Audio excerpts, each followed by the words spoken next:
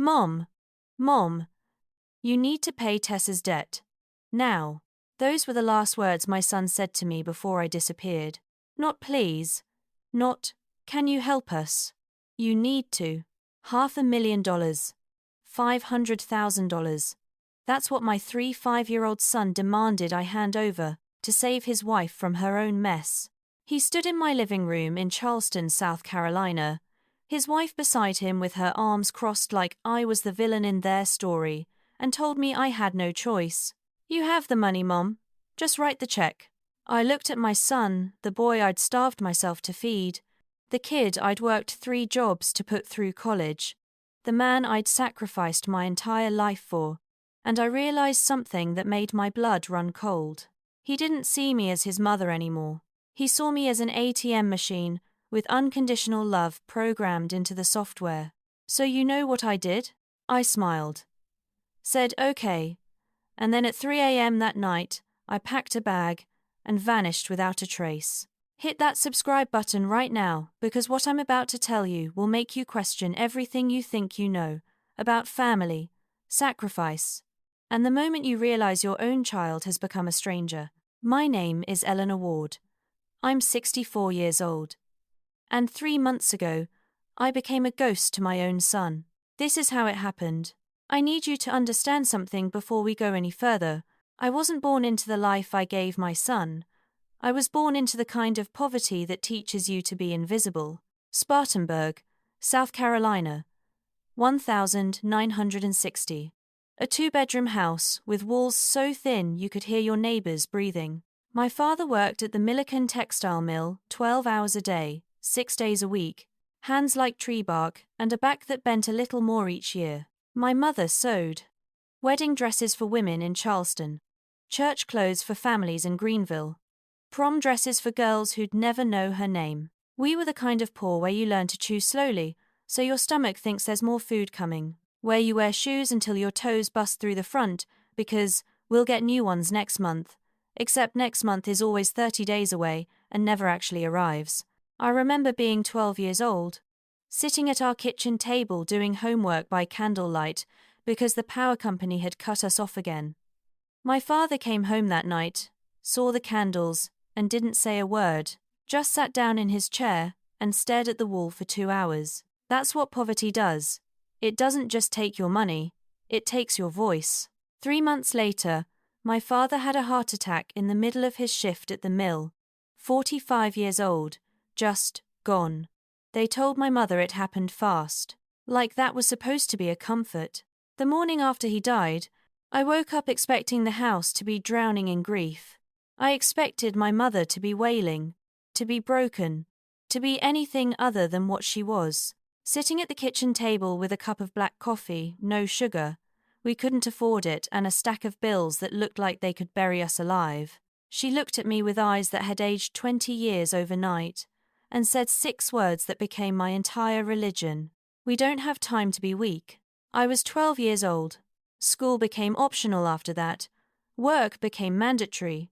By 14, I was cleaning office buildings in downtown Spartanburg, mopping floors, while businessmen stepped over me like I was part of the furniture.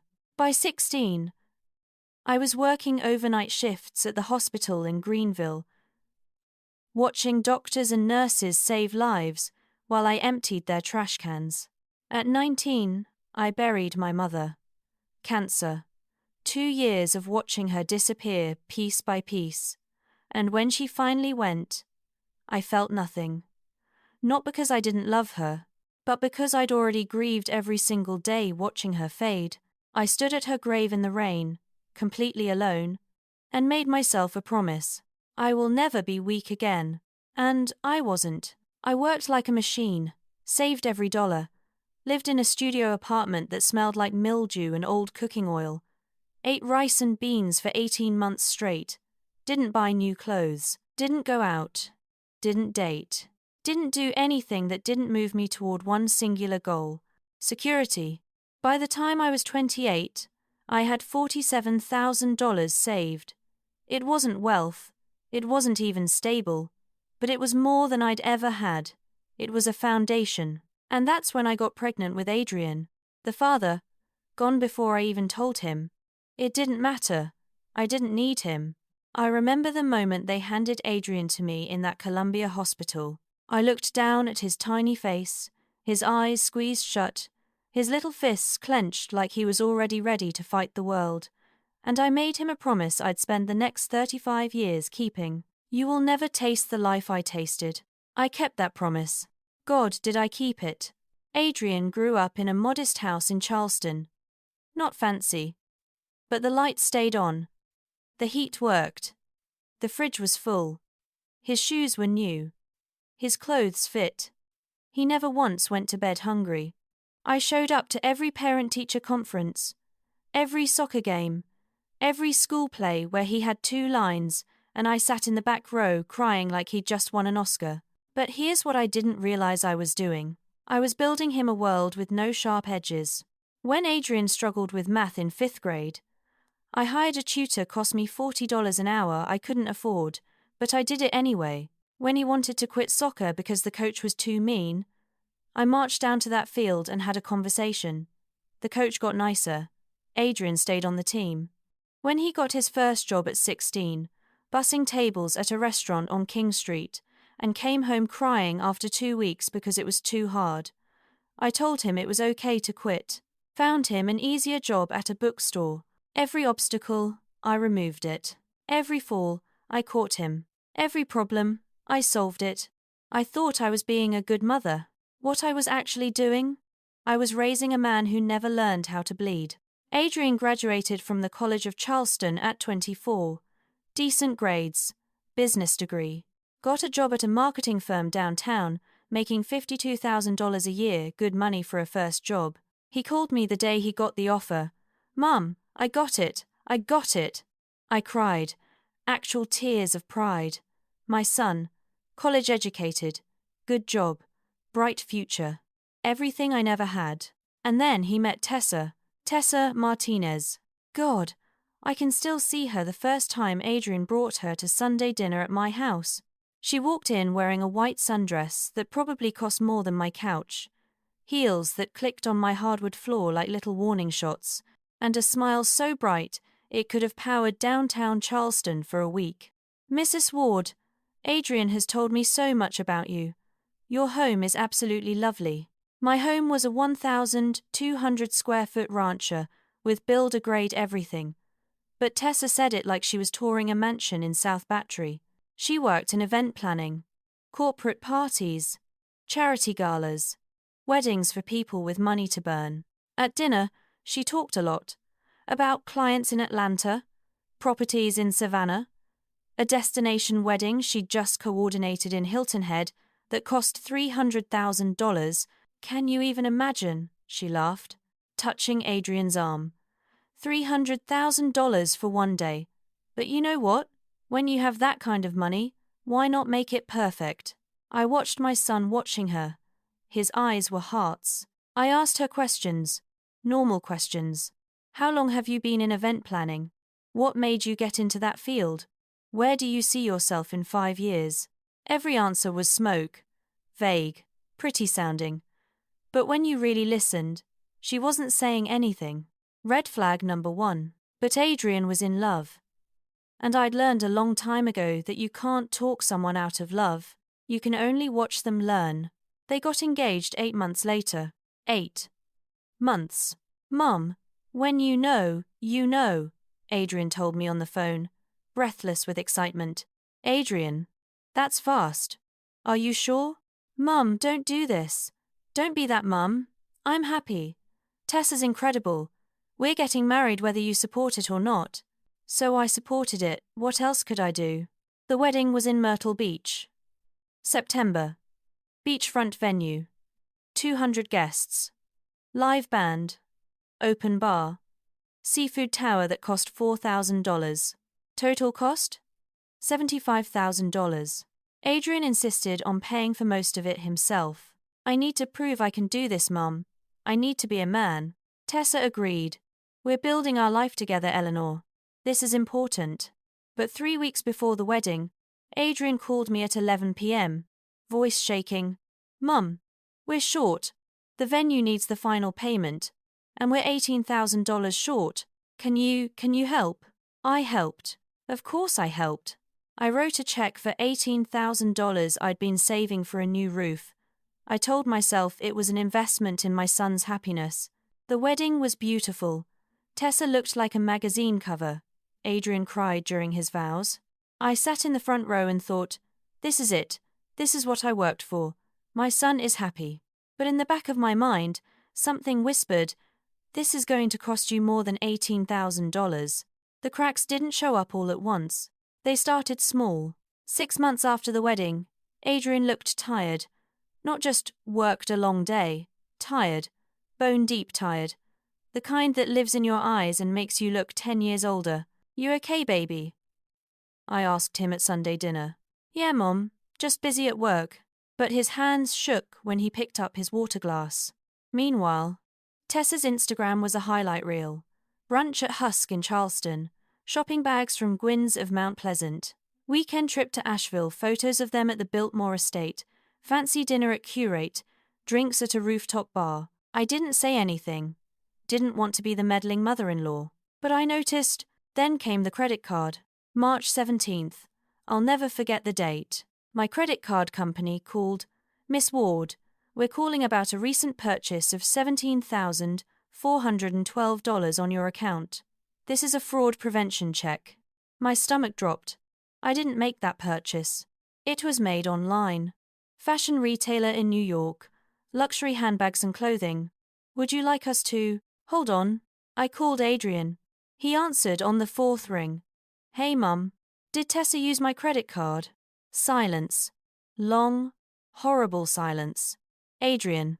Mum, I can explain. Explain how your wife charged $17,000 to my card without asking. She made a mistake. She thought it was her card. She's been so stressed with work, and she wasn't thinking. A mistake? Are you kidding me? Adrian, you don't accidentally spend $17,000. His voice cracked. Mom, please. Don't make this a thing. She feels horrible. She's crying right now. She knows she messed up. We'll pay you back, I swear. When? How? You just spent $17,000 you don't have. We'll figure it out. Just don't be mad. Please. Against every screaming instinct in my body, I paid for it, closed the card. I told myself it was a one-time mistake. But you know what they say about one-time mistakes? They're never one time. Over the next 18 months, it kept happening. Not the same way. Tessa was smarter than that. Adrian would call, Mum, our car broke down. We need $3,200 for repairs. I'd send the money. 2 months later, Mom, Tessa's starting her own event planning company. We need $12,000 for startup costs. Website, marketing, LLC filing. I'd send the money. The company never launched. 4 months later, Mom, we're a little behind on rent. Can you loan us $2,800? Just until my bonus comes through. I'd send the money. The bonus never came. It was always something, always urgent, always just this once. And every time Adrian would promise, we'll pay you back, Mum, I swear. But they never did. I tried to talk to him about it. Invited him to lunch at 82 Queen in Charleston, just us, no Tessa. Adrian, I'm worried about you. About your finances, about Tessa. He stiffened. What about Tessa? She's spending money you don't have. We're fine, Mum. You're not fine. You look exhausted. You're calling me for money every other month. This isn't sustainable. So what? You're cutting me off? His voice went sharp. After everything you promised me about always being there? I am here. But being here doesn't mean enabling. Enabling. You think I'm some kind of addict? He stood up. You know what? Forget it. Forget I said anything. He left me sitting there with 2 untouched plates of shrimp and grits. I tried talking to Tessa. Once, I invited her to coffee at Collective Coffee in North Charleston. Just us. Tessa, I love you. I love Adrian, but I'm concerned about how much you two are spending. Her face went cold. Ice cold. Concerned? Eleanor, We're adults. We handle our own finances. I know, but Adrian keeps asking me for. Because you keep offering. Have you ever thought about that? You ever think that maybe you're the one who can't let go? That you're the one who keeps inserting yourself into our lives? I sat back like I'd been slapped. I'm trying to help. No, you're trying to control. There's a difference. She left. I sat in that coffee shop for an hour, staring at my cold latte, wondering if she was right. But deep down, I knew she wasn't. August 2024. I was at my financial advisor's office in Charleston for a routine check-in. Patricia Chen, no relation, different Chen, had been managing my retirement accounts for 12 years. She pulled up my credit report, like she always did, and then her face changed. Eleanor, what are these? She turned the monitor toward me. 3 credit cards I'd never opened, a personal loan for $45,000, a line of credit with a balance of $23,000. All in my name, all with my signature, all accounts I'd never seen before. The room started spinning. This is identity theft, Patricia said quietly. You need to file a police report immediately. But I knew. In my bones. I knew. I hired a private investigator. Cost me $5,000. It took him 3 weeks. The report landed on my kitchen table on a Thursday afternoon. Tessa Marie Martinez. Born in Columbia, South Carolina. History of debt going back to age 22. Maxed out credit cards. Personal loans from predatory lenders. A fraud charge in 2018 that was dropped because she paid restitution. She'd been drowning in debt long before she met my son. And then she found Adrian.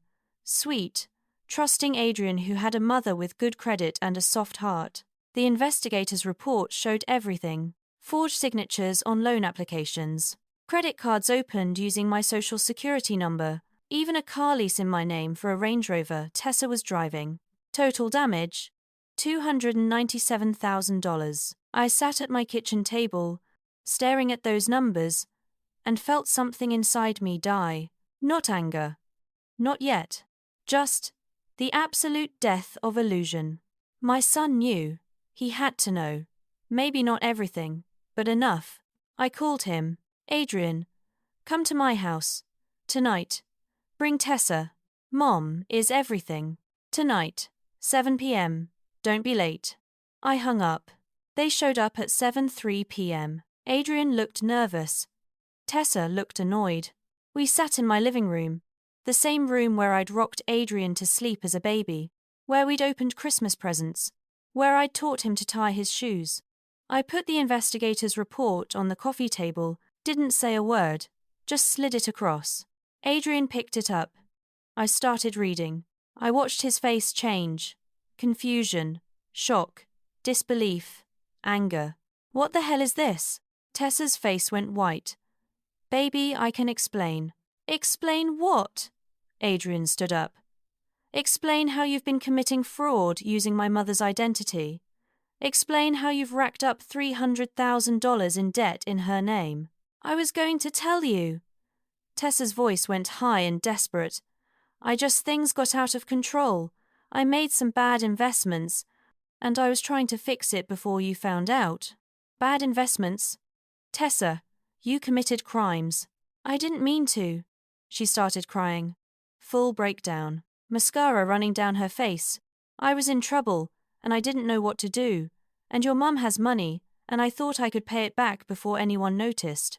You thought you could steal from my mother and just pay it back? I'd been silent this whole time, just watching. But now I spoke. Adrian, sit down. He sat. Tessa, stop crying. She stopped. The tears were still there, but the sound cut off, like someone hit a mute button. Interesting. Here's what's going to happen. I said, I'm filing a police report. I'm pressing charges. And I'm going to spend the next year of my life unwinding every piece of fraud you've committed in my name. Tessa's face changed. The tears stopped completely. Her voice went flat. You do that, and Adrian's name gets dragged into this too. He co-signed on some of those accounts. His credit gets destroyed. His career gets destroyed. Is that what you want? To ruin your own son? I looked at Adrian. Did you co-sign? He wouldn't meet my eyes. On a few things. She said they were for her business. I didn't know. You didn't know, or you didn't ask. Silence. And then Adrian said the words that changed everything. Mum, just pay it. I blinked. What? Pay the debt.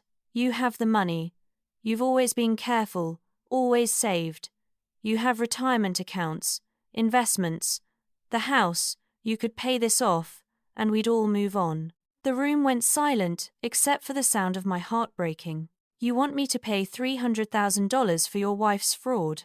It's not about want, Mom. It's about family. This is what family does. They help each other. Help? Adrian, this isn't helping. This is enabling. This is… Tessa cut in. Eleanor, if you don't help us, we lose everything. They're threatening to sue, to garnish Adrian's wages, to put liens on our house. Is that what you want? To watch your son lose everything because you're too selfish to help? The word selfish hung in the air like poison.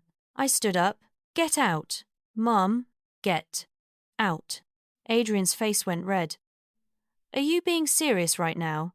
We came here asking for help, and you're throwing us out. You didn't come asking, Adrian. You came demanding. There's a difference. Tessa stood up, and her mask fully dropped. The sweet, charming event planner was gone. What stood in front of me was something cold and calculating. You're going to regret this, Eleanor. When Adrian loses his job, when we lose our house, when your grandchildren, if we ever have them, ask why Grandma wasn't there when we needed her, that's on you. The only thing on me, I said quietly, is 35 years of sacrifice you're trying to weaponize. Now get out of my house before I call the police. They left. Adrian slammed the door so hard the frame cracked. I stood in that living room, listening to their car peel out of my driveway, and felt absolutely nothing. No, that's a lie. I felt clarity. If you're still watching this, drop a comment right now, telling me what you would do. Because what I'm about to tell you, some people will call me a monster. Others will call me a hero. That night, I didn't sleep. I sat in my kitchen until sunrise, drinking coffee and making a list of everything I needed to do to disappear. Because here's what I realized. I wasn't going to spend the rest of my life being harassed, guilt-tripped, and bled dry by my son and his criminal wife. And I wasn't going to wait around for them to destroy me financially and emotionally. So I was going to vanish. Not forever, just out of reach. The next morning, I called Patricia and my lawyer, Marcus Holt. I need your help, I told them, and I need you to not ask questions until I'm done talking. I laid out the plan. Step 1. Lock down my finances completely. Close every bank account Adrian or Tessa might know about. Open new accounts at a different bank. Change every password, security question, PIN. Remove Adrian as my emergency contact everywhere. Step 2. File the fraud reports. Police report for identity theft. Reports to all 3 credit bureaus. Freeze my credit. Start the process of removing the fraudulent accounts. Step 3. Protect what's left. Set up an irrevocable trust for Adrian with $150,000. He could access it at age 50 or in case of genuine medical emergency. Until then, locked tight. Step 4. Sell everything. The house in Charleston, where I'd lived for 22 years, the car Adrian knew, anything that tied me to this city. Step 5. Vanish. New phone number only. Patricia and Marcus would have it. New email address. New city. New life. Patricia looked at me like I'd lost my mind. Eleanor, this is extreme. Extreme would be letting them destroy me. Marcus was more direct. You know Adrian's going to lose it when he realizes you're gone. Good. Maybe that'll wake him up. It took 3 weeks to execute. The house sold in 4 days. Listed on a Monday. Multiple offers by Thursday. Sold for $580,000, $43,000 over asking. The Charleston real estate market is insane. I donated most of my furniture, gave away things I'd been holding on to for decades, Packed up only what fits in my car. I didn't tell Adrian. Didn't tell anyone except Patricia, Marcus, and 2 friends I'd known since the mill days. I picked Greenville, South Carolina, 2 hours from Charleston, close enough to access my doctors and lawyers, far enough that Adrian couldn't just drop by. Found a 1-bedroom condo in a quiet neighborhood, signed a year lease under my new LLC, changed my phone number, got a new email, created a forwarding system through Marcus's office for any mail. On October 3rd, at 4:47 a.m., I loaded the last box into my car, took one final look at the house where I'd raised my son, and drove away. Didn't cry. Didn't look back. Just left. The calls started 3 days later. Marcus's office monitored my old phone number and sent me weekly reports. Day 1, 12 calls from Adrian. No voicemails. Day 2, 23 calls. 3 voicemails. Mom, where are you? Call me back. Mom, this isn't funny. I'm worried. Call me. Mum, what the hell? The house is sold. Where did you go? Day 3, 31 calls. 7 voicemails from Adrian, 3 from Tessa. Eleanor, this is childish. You're really going to abandon your son over money. What kind of mother are you? Week 2. Adrian started emailing Marcus's office. Long, rambling emails that swung between rage and desperation. Tell my mother she's making a huge mistake. Tell my mother I'm sorry, but she needs to come back. Tell my mother she's just like my deadbeat father, abandoning people when things get hard. That last one made me laugh. His father didn't abandon anyone. He didn't stick around long enough to abandon it. Week 3. Adrian showed up at my old house. The new owners called the police. He was escorted off the property.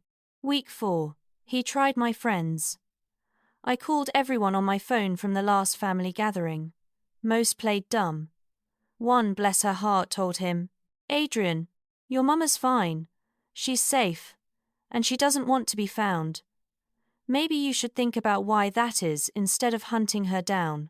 After that, the calls slowed down. By November, they stopped completely. My new life started with a name change. Not legally, just practically. I started going by Ellie. Hi, I'm Ellie. Sounds different than I'm Eleanor. Feels lighter, younger, like a person who isn't carrying 35 years of sacrifice on her back. The first month was weird. I'd wake up and instinctively reach for my phone to check if Adrian had called. Then I'd remember he couldn't. He didn't have my number. The relief was physical. I started walking every morning. There's a trail along the Reedy River in downtown Greenville. Beautiful.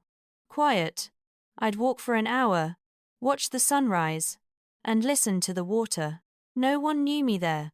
No one knew my story. I was just Ellie, the woman who walked by the river every morning. I joined a book club at the local library. 8 women, ages 55 to 73. We read mystery novels and drank wine, and talked about everything except our families. I took a pottery class at the community center. Turns out, I'm terrible at pottery. My bowls look like abstract art. But it didn't matter. I was doing something for myself. I started volunteering at a women's shelter, helping women rebuild their lives after leaving abusive situations, teaching financial literacy, how to budget, how to save, how to protect your credit. It felt right, like I was using my pain for something good. For the first time in my entire life, I felt light. No one called me at 2 a.m. with an emergency. No one guilt-tripped me for saying no. No one treats me like a bank with a heartbeat. Just peace. In December, Patricia called with an update. Eleanor, thought you should know Adrian and Tessa's house in Mount Pleasant is in foreclosure. They're being evicted next week. I felt a pang. Not guilt. Just sadness. Where are they going? I heard through the grapevine they're moving in with Tessa's mum in Columbia. That'll last 2 weeks. Patricia laughed. I give it 10 days. She was right. It lasted 8. January 14th, 2025. Marcus called. Eleanor, Adrian sent a letter to my office. Do you want me to forward it? I thought about it for a long time. Yes. It arrived 3 days later. 4 pages, handwritten. His handwriting had gotten worse. I made coffee, sat on my couch, and opened it. Mum, I don't know if you'll even read this. I don't know if you hate me. I don't know if I'd blame you if you did. We lost the house. We lost everything, actually. The furniture got repossessed. The car got repoed. We're living in a 1-bedroom apartment in Colombia that smells like mildew and has roaches. Tessa's working at Target. I'm working 2 jobs, day shift at a warehouse, night shift doing inventory at a grocery store. I'm tired, Mum. I'm so tired. But I'm also awake for the first time in years. I didn't see it before. I didn't see how Tessa was using me. Using you. I didn't see how I'd become this parasite. This person who just expected you to fix everything. When you left, I was so angry. I thought you'd abandoned me. Thought you chose money over your own son. But then everything fell apart, and I realized you didn't abandon me. You released me. You released me from a life where I never had to be responsible, where I never had to face consequences, where I could just call Mum and she'd make it all better. I'm 35 years old, and I've been acting like I'm 12. I'm not asking you to come back. I'm not asking for money. I'm not asking for anything. I just wanted you to know. I get it now. I get why you left. I get what you were trying to teach me my whole life, and I'm sorry it took losing you for me to learn it. I love you, Mom. Even if you never want to see me again, I love you. Adrian. I read it 3 times, cried on the 2nd read, put it in a drawer on the 3rd. 2 weeks later, I wrote back, Adrian, I read your letter. Thank you. I forgive you. Not because what happened was okay, but because holding on to anger would only hurt me. And I'm done hurting. I'm proud of you for finally standing on your own, for facing consequences, for waking up. But I need you to understand something. I'm not coming back. Not because I don't love you. I do. I always will. But because I need to live my life now. A life where I'm not defined by being your safety net. You're 35 years old. You're capable of building your own life. And you don't need me to do it for you. If you want to stay in touch, we can. But it has to be on my terms. No guilt trips. No emergencies. No demands. I'll always be your mother. But I'm also Ellie. And Ellie deserves peace. I love you. Mom. I sent it through Marcus's office. Adrian responded a week later. Short. Simple. I understand. I'll respect your boundaries. Thank you for not giving up on me completely. I love you too.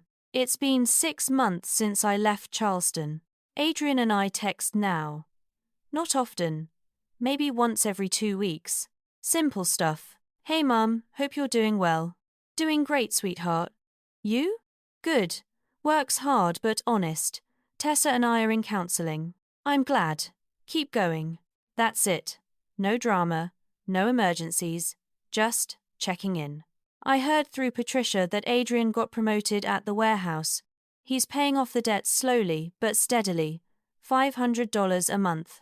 At that rate, he'll have it paid off in, well, a long time. But he's doing it. Tessa's still working retail. Apparently she's actually good at it. Who knows? I don't know if their marriage will survive. Honestly, I don't think about it much. My life in Greenville is everything I needed it to be. Quiet. Simple. Mine. I wake up when I want. I read books I never had time for. I take long walks. I go to my book club. I volunteer at the shelter. I've made friends who care about me, not about what I can do for them. Not about my bank account.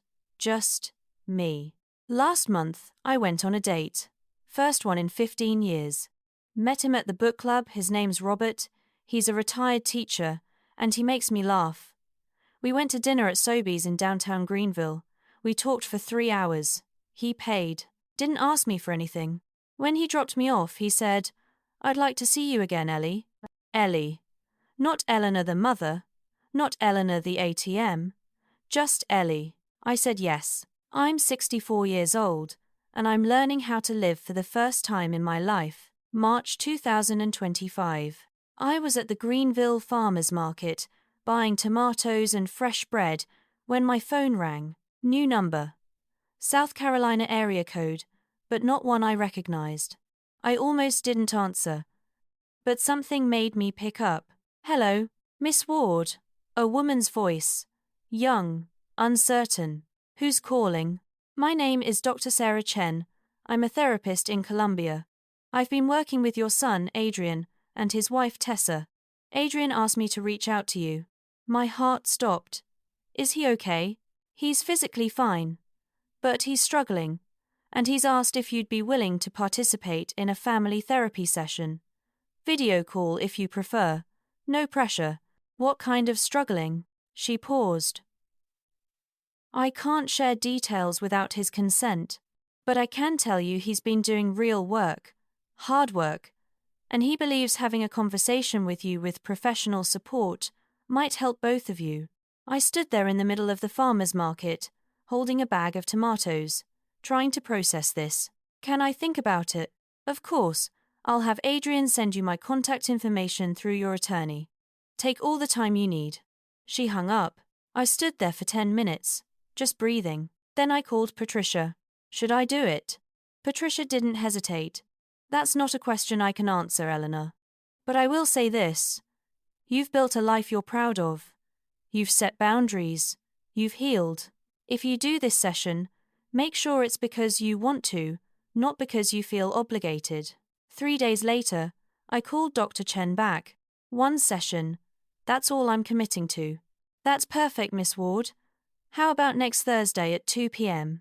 Thursday, March 27th, 2025. 2 p.m. I set up my laptop on my kitchen table in Greenville, made coffee, changed my shirt 3 times. It felt like I was preparing for battle. At 2 exactly, I logged into the Zoom call. Dr. Chen appeared first. Mid-30s. Kind eyes. Professional but warm. Miss Ward, thank you for joining us. Adrian will be joining in just a moment. Then the screen split, and there he was. My son. He looked different. Thinner, hair shorter, dark circles under his eyes. But something else was different too. His eyes were clear. Hi, Mum. My throat closed up. Hi, Adrian. Dr. Chen spoke gently. Thank you both for being here. Adrian, you asked for this session. Would you like to start by sharing what you hope to accomplish today? Adrian took a deep breath. His hands were shaking. Mom. His voice cracked. I need to apologize. A real apology, not the half-assed ones I gave you before where I was really just trying to get you to help me. I didn't say anything. Just listened. I spent my whole life thinking the world owed me something. That you owed me something. Because you'd always been there. Always fixing things. Always caught me when I fell. He wiped his eyes. But you didn't owe me anything, Mum. You'd already given me everything. A childhood you never had. Opportunities you never got. Safety you never knew. And I threw it away. I married someone who saw you as a bank account. And I let her. I stood by and watched her manipulate you, use you, steal from you, and I didn't stop it, because part of me thought, well, Mum can afford it. Tears were streaming down his face now. I treated your sacrifices like they were nothing, like they were just expected, like you were supposed to destroy yourself for me. My own tears started. When you left, I thought you'd abandoned me. I was so angry. I told everyone you'd chosen money over your son. I made myself the victim. But the truth is, Mom, you saved my life. I blinked. What? You saved me. By leaving. Because, if you'd stayed, I would have kept using you until there was nothing left. I would have destroyed you and never even realized it. Losing you was the only thing that could have woken me up. Dr. Chen spoke softly. Eleanor, would you like to respond? I stared at my son through the screen, this man I'd raised, this stranger I'd created, and I realized something. He wasn't a boy anymore. Adrian, I said slowly, I don't regret leaving. I need you to know that first. I don't regret it, and I'd do it again. He nodded. I know. But I do regret that I raised you in a way that made leaving necessary. His eyebrows furrowed. What do you mean? I mean, I protected you from everything. I removed every obstacle. I solved every problem. I thought I was being a good mother, but what I was actually doing was teaching you that the world would always catch you. And when the world didn't catch you, when I didn't catch you, you broke, because you'd never learned how to fall. I took a shaky breath. So, yes, you owe me an apology for how you treated me, but I owe you one too. For not teaching you how to be strong when things got hard. Adrian shook his head. Mum, no, you don't owe me anything. Yes, I do. Because a mother's job isn't just to love her child. It's to prepare them for a world that won't always love them back. And I failed at that. We both sat there, crying through our laptop screens, 120 miles apart. Dr. Chen let the silence sit for a moment. Then, what would you both like moving forward? Adrian spoke first. I'd like to have a relationship with my mum, if she'll let me, on her terms. No demands, no emergencies. Just a relationship. I looked at him, really looked at him. I'd like that too. But Adrian, I need you to understand I'm not coming back to Charleston. I'm not resuming my old life. I'm not becoming the person I was before. I'm Ellie now, and Ellie has boundaries. I understand, he said, and I'll respect them, I promise. Dr. Chen smiled. This is a good start. Would you both be open to having monthly check-ins like this, just to maintain communication and accountability? We both agreed. The session ended at 3:47 p.m. I closed my laptop and sat in my kitchen, feeling something I hadn't felt in years. Hope. Not hoping that everything would go back to normal. Normal was broken. Hope that maybe, just maybe, we could build something new. June 2025. Adrian asked if he could visit me in Greenville. I said yes. But I set conditions. 1 day only. No, Tessa. We'd meet in a public place first. If I felt uncomfortable at any point, he'd leave immediately. He agreed to everything. Saturday, June 14th. We met at Coffee Underground in downtown Greenville at 10 a.m. I got there early, sat at a table by the window. I watched people walk by. My heart was racing. At 10:03, I saw him walk up. He looked better. Still thin, but healthier. He was wearing jeans and a plain t-shirt, not the designer clothes Tessa used to buy him. He was carrying a small bag. He came inside, spotted me, and stopped. Just stood there for a second, like he wasn't sure if he was allowed to approach. I waved him over. He sat down across from me, and neither of us spoke for a long moment. Then he slid the bag across the table. "What's this?" I asked. "Open it." Inside was a small wooden box. Handmade. Rough around the edges but carefully crafted. "I made it," Adrian said quietly. "In a woodworking class I've been taking. It's not perfect, but—" I opened the box. Inside was $4,000 in cash, neatly stacked. "Adrian, it's not nearly enough," he said quickly. "Not even close to what I owe you. But it's a start. I've been saving $500 a month. This is 8 months' worth." I stared at the money, then at him. "I'm not paying back just the $17,000 from the credit card," he continued. "I'm paying back everything. Every loan, every emergency, every dollar you gave me that I promised I'd repay and never did. Adrian, that's going to take years. I know. But I'm going to do it. Because you deserve to have that debt closed. Not just financially, emotionally." I closed the box. Pushed it back toward him. "No." His face fell. "Mum, keep it. Use it to pay off Tessa's debt. Use it to build your savings. Use it for something that helps you. But, Adrian, I don't need your money. I never did. What I needed was for you to stand on your own, and you're doing that. That's worth more than $4,000. He started crying. Right there in the coffee shop. Full-on tears. "I'm so sorry, Mum, for everything." "I know, baby. I know." We sat there for 3 hours, talking. Really talking. Not about money, or Tessa, or the past. About his woodworking class. About my book club. about the pottery I was terrible at, about the woman at the farmer's market who sold the best peach jam either of us had ever tasted. Normal things, human things. Before he left, he hugged me, long and tight. "I love you, Mum. I love you too." And then he was gone. I sat in that coffee shop for another hour, watching the sunlight move across the table, feeling something settle inside me. This was enough. This was healing. People ask me if I regret what I did. The answer is no. But I do regret that it had to come to that. I regret that I spent 35 years confusing love with protection. That I thought keeping Adrian safe meant keeping him sheltered. I regret that I never let him struggle, never let him fail, never let him learn that he was strong enough to survive pain. Because here's the truth that took me 64 years to learn. The most loving thing you can do for someone is let them fall. Not because you don't care, but because you care enough to let them discover their own strength. I spent my childhood fighting to survive. And that fight made me resilient. Adrian never had to fight. So when life got hard, he didn't know how. But he's learning now. And watching him learn, watching him become the man I always hoped he'd be, is more rewarding than any version of helping I could have done. Here's what I want you to understand. Boundaries aren't cruel. They're necessary. Saying no isn't abandonment. It's self-preservation.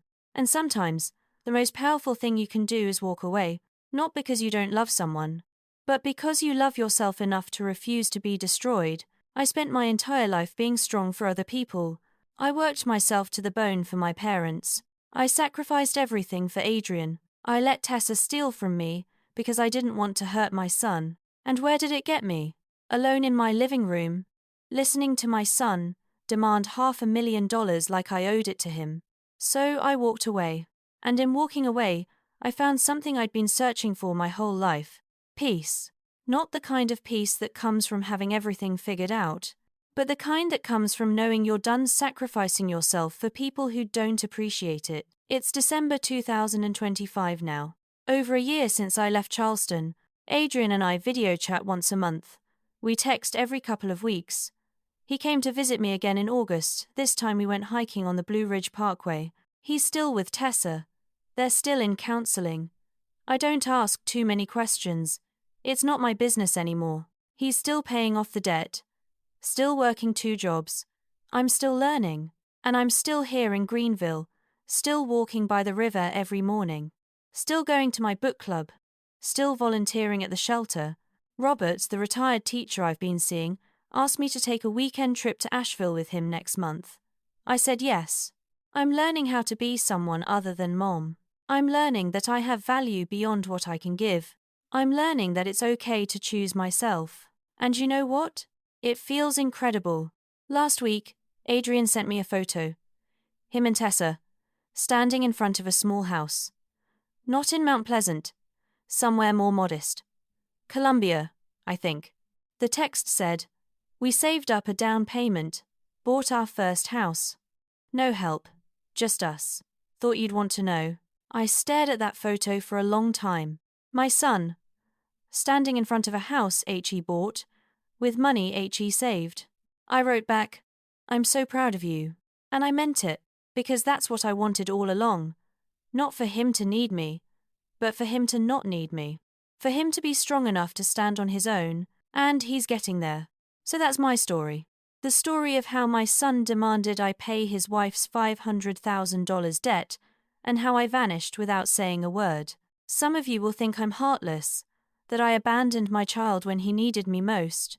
Others will understand that I saved myself from drowning while trying to save someone who wasn't ready to be saved. Both are true. I'm not a perfect mother. I made mistakes. I enabled behavior I shouldn't have. I confused love with control. But I'm also not wrong for choosing myself, for refusing to be used, for walking away when staying would have destroyed me. You don't owe anyone your destruction. Not your children, not your parents, not anyone. You're allowed to have boundaries. You're allowed to say no. You're allowed to walk away. And you're allowed to build a life that's yours. That's what I did. And I'd do it again. If this story made you think, if it made you feel something, if it made you question what you'd do in my situation, subscribe to this channel right now, hit that notification bell, and drop a comment telling me, would you have stayed or would you have disappeared? Because the answer to that question says everything about who you are and what you believe you deserve. My name is Eleanor Ward, but these days, I go by Ellie.